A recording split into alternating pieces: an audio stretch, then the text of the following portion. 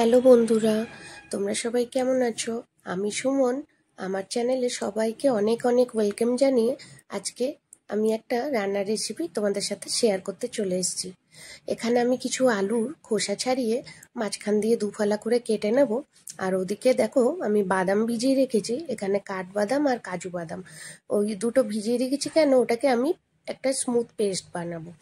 আর এখানে যে কাঁচা লঙ্কা আর আদা টমেটো এগুলো আমি কেটে গ্রাইন্ডিংয়ে ওই একটা মিক্সারে পেস্ট করে একটা স্মুথ পেস্ট বানিয়ে নেব।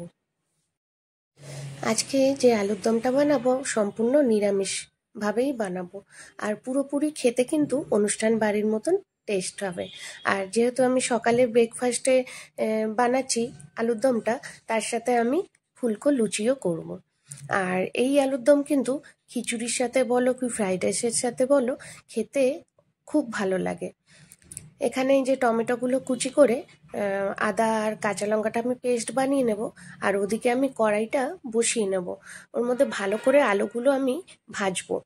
আলুগুলো সেদ্ধ করেও করা যেতে পারে, ওটা করলে আরও তার মানে কম সময় লাগে, কিন্তু আলুগুলো যখন ভেজে আলুর দম করা হয় তার কিন্তু একটা টেস্ট অন্যরকম লাগে। আমি এখানে মিক্সার জারে নিয়ে নিলাম, এগুলো গ্রাইন্ডিং করে নেব। আর তোমরা কারা কারা আমার ভিডিও দেখছো আজকে রান্নার ভিডিও, তাদের যদি আজকে রান্নার ভিডিওটি ভালো লাগে তাহলে অবশ্যই কমেন্ট করে বলবে তোমাদের কেমন লেগেছে ভিডিওটা। এখানে আমি সাদা তেল ব্যবহার করছি, চাইলে ঘি বা সর্ষে তেলও ব্যবহার করা যায়। এবার সাদা তেলের মধ্যে সামান্য একটু হলুদের গুঁড়ো দিয়ে আলুগুলো দিয়ে ভেজে নেব। আজকে রান্নার ভিডিও তোমাদের যদি ভালো লেগে থাকে তাহলে একটা লাইক, শেয়ার আর কমেন্ট করে দেবে। আর অনেক অনেক নতুন নতুন রেসিপি আমি চেষ্টা করব তোমাদের সাথে শেয়ার করতে। এদিকে সামান্য একটু নুন দিয়ে আবার আলুগুলোকে ভেজে নিচ্ছি। একটু টাইম নিয়েই ভাজবো যাতে আলুগুলো সুন্দরভাবে এপিট ওপিট লাল লাল করে ভাজা হয়। এদিকে আমি কিছু শুকনো মশলা নিয়ে নিয়েছি, দারচিনি, এলাচ, লবঙ্গ আর তেজপাতা, শুকনো লঙ্কা আর একটু সাদা জিরে, এগুলো আমি সব ফোড়নে দেব। এবার কিছু গুঁড়ো মশলাও নিয়ে নেব, যেমন জিরের গুঁড়ো, ধনের গুঁড়ো আর একটু হলুদের গুঁড়ো। আর এখানে আমি আজকে কোনো লাল লঙ্কার গুঁড়ো ব্যবহার করছি না, এখানে আমি গোলমরিচের গুঁড়ো ব্যবহার করছি। ওই 1/3 টিস্পুনের মতন আমি গোলমরিচের গুঁড়ো নিয়ে নেব। আর কিছু মশলাই লাগবে না। আর আলুতে যেহেতু আমি নুন দিয়ে ভেজেছি, নুনটা এখন আমি দেব না, পরে আবার লাগলে আমি স্বাদ অনুসারে দেব। আর এখানে কিছু কিশমিশ, ক্যানবেরি নিয়ে নিয়েছি, যেগুলো মানে আলুর দমে দিলে না খুব টেস্ট লাগে। অনুষ্ঠান বাড়িতেও ওরকমই কিশমিশ দিয়ে আলুর দম বানায়, নিরামিষ আলুর দম খাস করে খুব ভালো লাগে। আর এদিকে পেস্টটা পুরো রেডি হয়ে গেছে, ওই যে টমেটো আর আদা কাঁচা লঙ্কা, এদিকে ওই মিক্সার জারেই আমি বাদামগুলো আবার পেস্ট করে নেব। আলুগুলো এপিট ওপিট খুব সুন্দরভাবে ভাজা হয়ে গেছে। এবার আলুগুলো বের করে আমি ওই সেম তেলেই দিয়ে দেব ফোড়নে যে দেখিয়েছিলাম শুকনো লঙ্কা, জিরে আর তেজপাতা আর গরম মশলাগুলো আমি এরকম হামলদিস্তায় থেতো করে নিয়েছিলাম। এগুলো একটু হালকা লাল লাল ভাজা হয়ে যাবে, ওর মধ্যে দিয়ে দেব আদা আর কাঁচা লঙ্কা টমেটোর পেস্টটা। সামনেই নবরাত্রি আসছে, এভাবে একবার নিরামিষভাবে আলুর দমটা বানিয়ে খেয়ে দেখবেন, খুব ভালো লাগে খেতে। যে কড়াইতে যে দাগগুলো দেখছেন হয়তো মনে করবেন পুড়ে গেছে, পুড়িনি, আসলে আলু ভাজার পরে একটা দাগ থাকে, ওইটা মশলা কষানোর টাইমেই চলে যায়।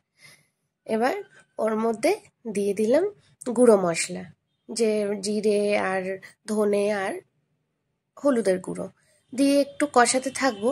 হালকা একটু জল মানে দিয়েছিলাম আমি, তেলটা ছেড়ে এসছে। এবার ওই যে কিশমিশ আর ক্যানবেরিগুলো রেখেছিলাম ওগুলো আমি দিয়ে আর একটু কষিয়ে নেবো। এটা একদমই অপশনাল ক্যানবেরি যেটা, কিন্তু আমি না বানিয়ে থাকি, খুব ভালো লাগে খেতে, তাই দিয়েছি।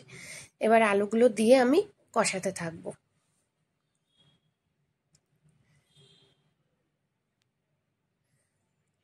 তারপরে দিয়ে দিলাম কাজু আর অ্যালমন্ডসের পেস্ট, ওটা দিয়ে ভালো করে কষাবো। আর ওই জারেই যে মানে মিক্সার জারের একটু জল দিয়ে মশলাগুলো যে লেগে থাকে ওগুলো কাচিয়ে নিয়ে একটু জল অ্যাড করব। আমি আজকে যে আলুর দমটা বানাচ্ছি একদম কষা কষা আলুর দম হবে, গ্রেভি গ্রেভি, তাই জলটা পরিমাণ মতনই দেব, আর যেমন আলুটা সেদ্ধ হয়ে যায়। কষানো প্রায় হয়ে এসছে, তেলটা ছেড়ে এসছে, এবার আমি দিয়ে দেব একটু জল।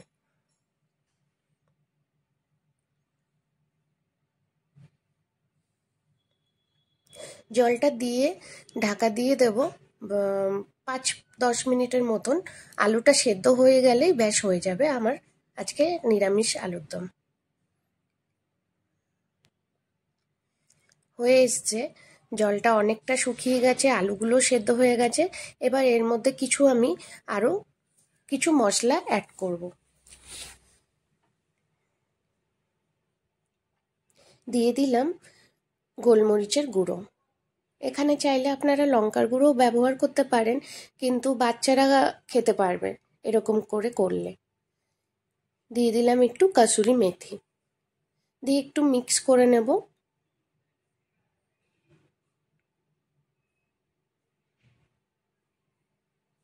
এবার সামান্য একটু ঘি দিলাম, আমি 1 চামচের মতনই দিয়েছি, আর একটু দেয়া যেতেই পারে। আর নিরামিষ আলুর দমে ঘিটা না দিলেই নয়।